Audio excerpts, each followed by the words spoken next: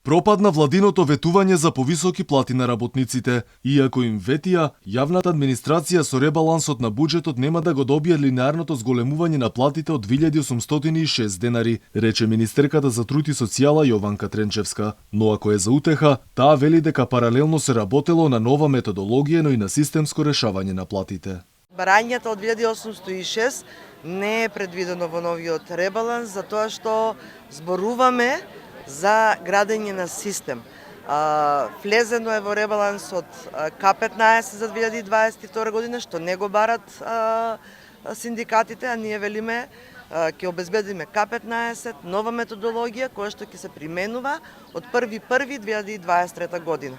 И додека власта смирено вели дека пари нема, синдикалците се видно револтирани што власта ги излажала за покачување на платите. Вела дека е срамно што ниту вработените во армијата, полицијата и здравството не го добиле побараното покачување.